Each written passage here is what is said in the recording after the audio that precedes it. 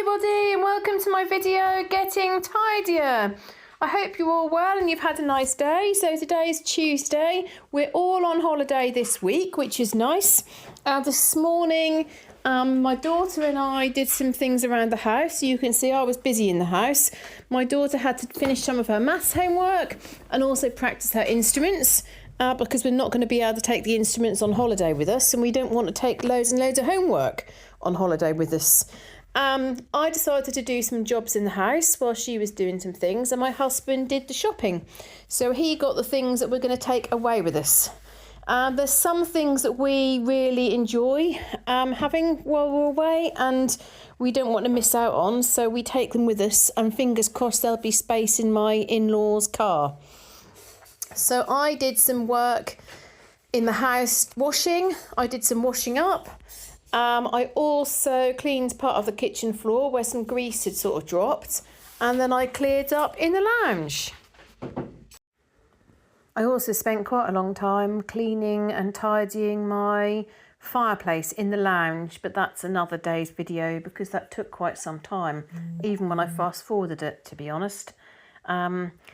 It's kind of the time of year where we do get now a few colder days, but not really to the level where you need to put the fire on. The heating might kick in every so often, but you don't really want to have a full open fire at this sort of time of the year. I'm a bit disappointed really because I have got a wheelbarrow full of wood that I wanted to use up this last season. And I did think about setting the fire up and just having one more fire, but it just seemed a bit silly. There's a couple of bits of wood that I need to saw up as well, so I'm going to have to put those bits back in the wood store. And they are all in the wheelbarrow, so I can just wheel it round and put it back again. And then after lunch, we went out to go and feed the ducks and the swans, which was hilarious because the swans have become really, really confident. So confident that when they put their necks up full height, they're actually taller than my daughter, and the adult ones were getting closer and closer and closer and closer, and she was giggling and she didn't dare walk forward. We've always said to her, and I can remember my mum saying to me when I was very young, how powerful swans are and how they can break a man's arm. And of course they can. They're extremely strong birds. But we were feeding them by hand. And obviously sometimes they think your fingers. I don't know why I'm actually doing it to myself as I sit here, like miming it, and you can't see me, can you? But you put your hand flat and they don't get the piece of bread or the seeds. They first of all try and peck at your fingers. And the big ones do have quite a firm grip. And so, yeah, I got a scratched finger and so did my mum. Not painful particularly. But for small hands, like with my daughter, I wouldn't recommend her doing it. And then my mum decided to use the seeds to then feed the pigeons, which I wouldn't really try to encourage too much. But then she had them sitting all over her arms. What was funny, on the way out this afternoon, my mum walked up to my house because she lives a few doors down from me. And we were talking about pets. And she was saying about how she had a budgie when she was a little girl and her mother had a budgie, and the budgie used to talk so much. It was quite incredible. That had a massive vocabulary. You used to repeat everything she used to say. And we were talking about getting a pet bird or a pet budgie or a parrot. And my daughter said, oh no, she didn't really want a budgie. I would quite like a budgie. But then my mum said, oh, well, some birds can carry disease, like parrots and things.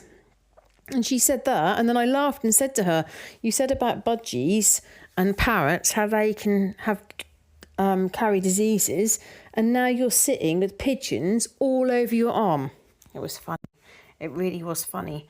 They ate, and what I was quite pleased about, and I know some of you will laugh at this, you know when I sorted out the pantry, I found lots of birdseed, which I can't use at the moment because we had those rats in the garden. And they kept climbing up on my next door neighbour's birdhouse, and they were literally, even the ones which were rat resistant, the rats still managed to climb up. So we can't really feed the birds because that might encourage the rats back at the moment. So one big bag I gave to my mum, And then I'd got a box of these, I think they're pumpkin seeds. So I decided to see whether or maybe some other sort of grain, I'm not sure. But I decided to see whether the pigeons would like them. And my mum was saying, oh, I can't believe you're using them. I can't believe you're using them. You could use them for the birds. I could have them on my bird table, because she's got a nice bird table. And she sets up a little camera to watch the little birds, like robins and blue tits and so on. But little did she know that I was thinking, more space, because that was a lunchbox full, you see. So I used the whole lunchbox full, and now I've got another lunchbox that I can actually use for lunches, and I've got a gap where it was sitting in my pantry. Yippee! And then, as well as feeding, I can't say ducks really, there wasn't a single duck. So as well as feeding the swans and the pigeons, we also looked round at some clothes. Here in the United Kingdom, it just feels like a lot of the shops that I used to go to have now all closed down, or they're just online. So I kind of got to the point, and because I lost interest buying clothes for myself, because I like buying clothes for my daughter, I very rarely buy clothes myself. I kind of mostly live in black jeggings and the odd sort of t-shirt. I've got a few bright jumpers that I wear. But summer's coming, and my daughter had mentioned a few times, like, oh, Mummy, you don't really wear dresses very often. And I thought, that's true, actually. I could get a couple of nice dresses for summer. But because it's been so long since I've bought anything, really, that's like, where on earth do you go? Anyway, I went to this shop that had got loads of really nice branded items of clothing. So there was like sea salt there and a few other, nice quality clothes. They are expensive, I think. But to be honest, when I go around the shops, because I so rarely buy anything, and I've not really bought much for the last 2 years. I go around and look at things. I just can't believe the cost of things. I picked up, what were they? They were like little tea coasters for tea and coffee. And that was like 4 for a ridiculous price. And then I looked at this mug. I thought, oh, that mug's pretty. I thought that was going to be about $2.99. That said $9.99. Everything just seems to be ridiculously expensive. So I saw this dress, really, really lovely. I did try a few things on. And one of the dresses was like 80-something pounds. Now, when I'm spending money on my daughter, I've got to admit, I do spend, we always get good quality for her. And we do often, well, sometimes, I keep the things, but sometimes I have sold the things on eBay, and you will get a decent return on them. So if the child's worn them quite a lot, and then you're selling them on, then you've had the enjoyment, you've had the wear, and you're getting a bit of money back. But some of these items are clothing. So I tried on 2 dresses, a skirt, and then I really liked this t-shirt, but I thought, why am I trying a t-shirt on? Because I've got t-shirts and jeggings. I don't need more t-shirts and jeggings. So here you can see I'm in the kitchen and just trying to keep on top of this area of the side. So I've got a few things here. Obviously the squash is left out, some water, a container that I'm deciding what to do with. I might just use the base and get rid of the lid, the pineapple container. An Easter egg sitting there and a few papers which are starting to build. So I just wanted to kind of keep on top of that. That water bottle that you can see in front of the kettle, I was just saying about things being expensive. We took all of our food out to the National Trust house yesterday, just because that's what we always do. They nowhere can very often cater for my daughter. So we've just got used, we take our food out and we enjoy that. But we hadn't got drinks for us all. I'd got like one of these cold coffees that I quite like to drink, and my daughter had got her water bottle, but we just decided to pick up another drink in the coffee shop, and 2 bottles of water, and a small bottle of like sort of Orangina type thing, like a fizzy orange. Guess how much? £10. £10 for 2 bottles of water and an Orangina. I said to my husband, oh my goodness, like they're seeing us coming. There should be some sort of discount if you're National Trust members. I wish I'd just had tap water. Honestly, it's absolutely ridiculous how pricey everything's become. And then I thought to myself, it's a good job we did bring our food, because if we were buying out, how much would that be? £30 for 3 sandwiches? Crazy. So yeah, I do some work here. I'm trying to do different angles in the kitchen rather than just that one angle, because often that one angle has a problem with the sunshine, doesn't it? And it either becomes really bright or really dark. Also, what I decided to do, my father-in-law makes the best pickled onions. He really does them nicely. But we'd had a couple of containers and I couldn't understand why my husband wasn't really eating them anymore. And he said that some of them had gone a bit soft. So I decided to get the big container down, which is on top of the cupboards in the kitchen, where I'm trying to clear. And there was hardly any onions left in this massive great container. And I undid the lid and realised, yes, they were all the ones that were left. Not many, but they were all really, really soft. So I decided to put them all in the food bag to go, so that's good. And then the big glass container I can then take back to my father-in-law, and fingers crossed he'll fill it up for me this year.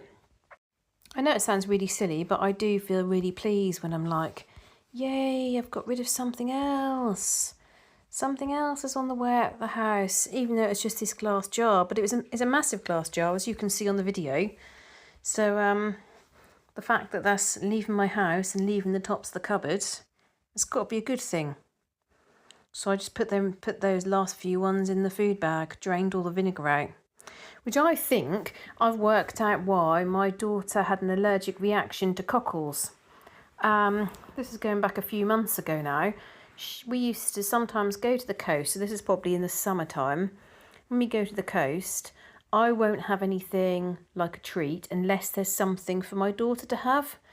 So we looked around and we thought, oh, if she's happy with some cockles, we'd get an ice cream. Well, she loves cockles, and to be honest, she's got more of a savoury interest than what she has for sweet. So we thought, great, she loves cockles, and we got an ice cream. And then she'd had a few, and all of her lips started swelling, and she started coughing. I was like, oh, please don't let her now have a seafood allergy. She loves cockles, she loves prawns, she likes fish. I thought, oh no. And then I thought, maybe it's the vinegar. I was talking to someone the other day and they said what some places do is they use the vinegar which has been used for pickled eggs and they reuse it. Well, obviously they should declare, under Natasha's law legislation, they have to declare that there's obviously egg protein in that vinegar. I should have reported the place at the time, but I didn't. But she's had cockles since and that's been absolutely fine, thankfully. So it's not the cockles that she reacted to, it must have been the vinegar. I'm a bit funny with mussels. I used to always think I've been sick many times, not any sort of severe reaction, but I have been sick quite a few times in mussels, and I just used to think, oh, I've had a bad one. Sometimes mussels can be a bit funny, can't they? But literally every single time I've had them, I really enjoy eating them, and then they make me really, really sick afterwards. So now I just consider that I'm intolerant to them, and I don't try them. There was a few other things on top of the kitchen cupboard though. That box that I got down, you see the Easter egg box? My husband had put that on top of the cupboards. That had 2 very small chocolate eggs in it, and he put the container, the cardboard box, just on top of the cupboard. Basically what happens, whenever there's not space, an obvious space in the cupboard, it just gets put on the top there. I've said loads of times why things being put on top of the cupboard, but my husband doesn't sort of seem to see it. It's a bit like one of our bedrooms, the nightmare bedroom, the bedroom that needs probably a week of work on it. I keep that door shut because when you come up the stairs, you look straight opposite that room. And if the door's open, you see all this. It's all clean laundry, but you see piles of laundry. You see a big plastic box, which has got half full of emergency food and drink in the event of a national power outage. You see various other things piled up. You see birthday cards on the floor. You see wrapping paper on the floor. It's a complete mess. So what I just say is, if we can just close the door, and then if someone just pops round, like my mum was round this afternoon after we'd gone out, if she just says, oh, can I just use your toilet? She doesn't run up the stairs and then look straight into this bedroom. But I came home, said goodbye to my mum, went upstairs and the door was wide open. And then also when I got back, my husband had done his workout, so that was good. He'd measured up for the veranda. My mum's partner has very, very helpfully helped my husband find that radiator for my bathroom. Looks like the exact size, so fingers crossed that's been sorted out, so we're pleased about that. And then my husband has also drained the hot tub, but there was probably about 10 inches at the bottom that you can't just drain out in the normal way. So we'd opened the valve and we're just letting it slowly seep out. But the problem is, once he did that on the grass, and that literally kills everything in the grass. So all these worms were just killed because of the chemical, and they all just came out of the ground and they were dead. So he's really, really careful about that now. And what happened, the area the hot tub's in, it was like a small lake. It was like full of water, and if any more water had come out, that would have started overflowing, and then it would go into the patio, and then it could seep into the soiled areas and where the hedges and so on. So I said that I just go out and get the last bit out. So I was going backwards and forwards with an old bin and to put all the water down our outside toilets. But then my daughter very sensibly said, because we've got a section in the patio which is like the drains, so my husband's done a fantastic job. You just lift this section up in the middle of the patio and you can use the drain there. So we did that, and then I poured the water away. And then after I did that, he went outside and just wiped all around. So it's going to be ready to set up, although first of all we want to tile the area. And then my husband did shepherd's pie for us and vegetables, which was nice, a big pile of vegetables, which I was pleased about. And my daughter started doing a book check. So one of the things in the parents' evening they said that they like children to do, the physics teacher said, is just at the end of lessons, just to check books. So I've introduced that for all of her books. So she brings a history book up, she goes all the way through it and sees if there are any questions that she didn't have time to answer in the lesson and just finish things off. So she was just doing that. Then also in a minute you'll just see me doing some cleaning on the floor. I'm not quite sure the best thing I use this stuff that I call green stuff, which is bristly one side and a sponge the other, because I find that's good to kind of cut through marks and things that you need a bit more force behind.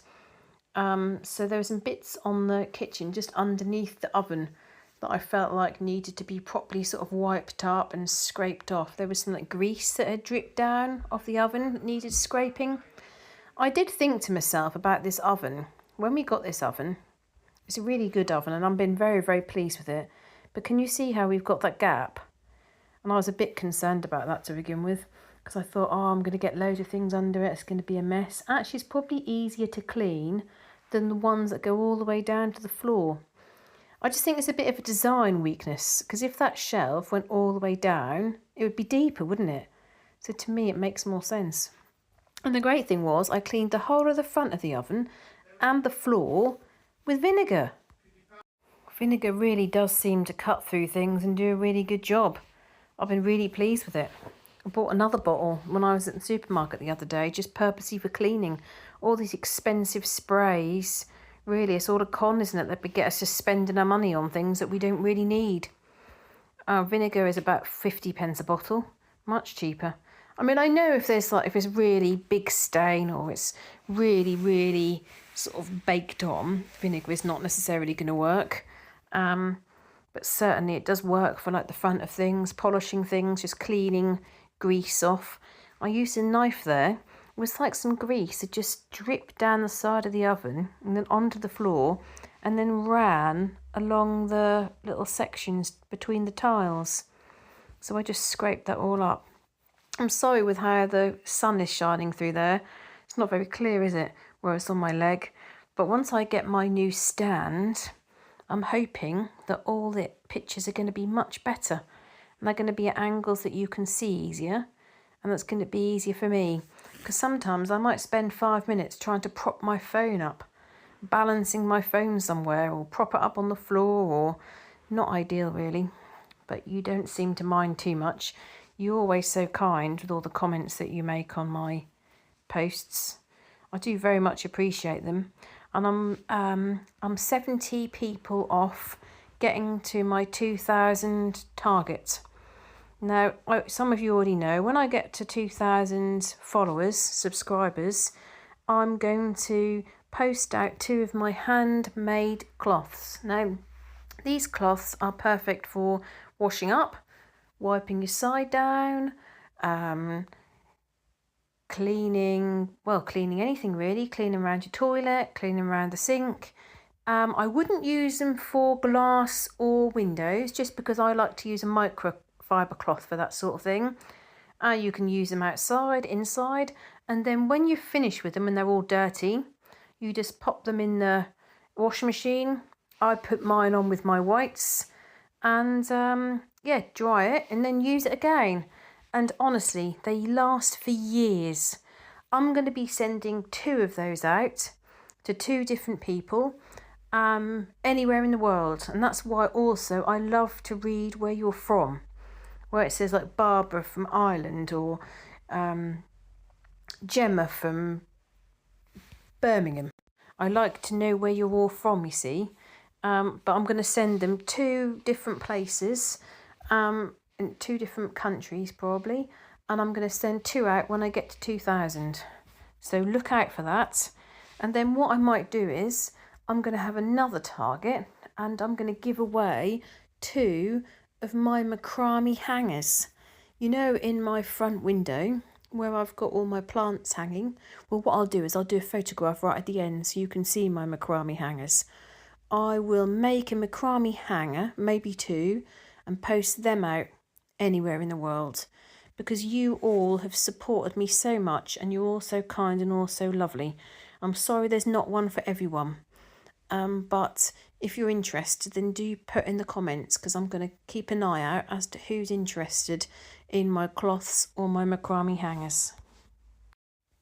And then finally you can see me tidying up the lounge after Easter with the Easter egg hunt for my daughter and my 2 nephews. So I'm putting all those eggs away and that'll be ready for next year. They'll all go back into the loft in the Easter section. Although, as you all know, I got rid of several of the Easter things. Sent them to charity shop a few weeks ago, so they would have been able to sell them. Things that we just weren't going to use, or my daughter had got duplicates and things of different craft sets. The little green bag on the rug was all her goodies. She got like little toys, a book, a nice Lagami pen. Lagami is a great stationery range and we both really love it. She got some little chocolate that she can have. So that was all in that little green bag. I do love getting all the Easter decorations out, but I also quite like putting them away, and I nearly toyed with taking all the Easter decorations down off the Easter tree, but I thought that might be a bit too soon. I thought my daughter might be a bit disappointed, so I decided to leave them. But certainly I'll take them down when I get back from Holland, because then it'll be a couple of weeks after Easter, won't it? Well, I hope you all had a lovely day. Thank you very much for your ongoing support. What I wanted to do now is read out a couple of comments from my subscribers. So first up, Laura Mitchell 6725. She watched the video of where I reorganised my husband's drawer under the bed and said, how have we been getting on with keeping it up in the filing method? Well, unfortunately, we have not put any washing away since I've done that. I've got the world's biggest pile of washing to put away. So if you've got lots of washing to put away, think of me, because I've got weeks' worths of washing to put away. I'm not quite sure. I've not looked in the drawer since I've done it. I don't know how he's keeping it. I imagine that he's taking things out and, of course, nothing's going back in. So it's probably getting emptier and emptier. Wanted to also say hello to Barbara, Glenn, Adam and Ryan. So Barbara is a regular follower on the channel and always comments. And she's got 3 sons, so it's nice that she's been commenting and said happy Easter. I'm glad you had a good Easter, Barbara, with your sons. Someone said, well done for starting on the garden, which that was nice. That was Katrina Clark. She did say about how I could have tipped the rainwater into the hot tub and pumped it out, because that would have been less time consuming. You're right, it would have been less time consuming. The problem that I had was all the water on the top could just be put away, could be used to water the hedge, water the grass, just be put anywhere, whereas the water in the hot tub has to be treated a different way. Sean Daniels said that it was very funny about don't block one of your windows for library books. Someone else was saying that they were shouting at the television, no, no, when I said that I could block one of the windows like they did in the stately home. So that was funny. Judith said that she loved my garden. Thank you ever so much, Judith, for that lovely comments. It's nice when people make such lovely comments about my house and garden. That's really lovely. I do like YouTube for that. But Judith said that she likes going to old buildings and she loves history in old houses.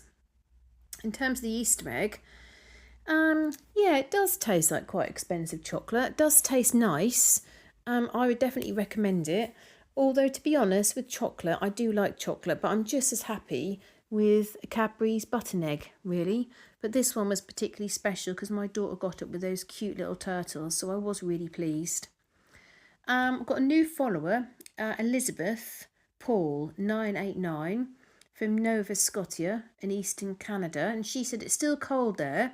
The snow is nearly all gone, but it's likely to be rainy for most of April. And she said that she's retired now and she likes watching YouTube videos of decluttering and organising, which was how she found me. And she said she feels that I've been doing an amazing job. That's very kind. Thank you, Elizabeth, for saying that. She also said that she's been on 2 trips to England, because I'd asked, hadn't I, if anybody had visited England. Once when she was younger, and then she did a tour of the UK, and then she went again when she was about age 15 to 20. Wow, what an opportunity to do that at school.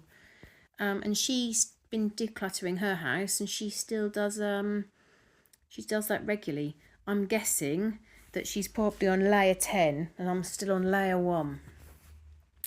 And then Sharon Mummy, she was saying about Felberg Hall, and she said she's never been, but that looks like somewhere she'd like, and she's given me a recommendation of a place near her. So Wentworth Woodhouse. It's got a lot of history. It's set in Wentworth Village, which is a 13th century church. Wow, and that's very close to where she lives. That sounds amazing. I'm going to have a little look on the map to see exactly where that is. So thank you for your ongoing support and comments and likes. Very much appreciate it. I hope you've had a lovely day and look forward to seeing you in the next video.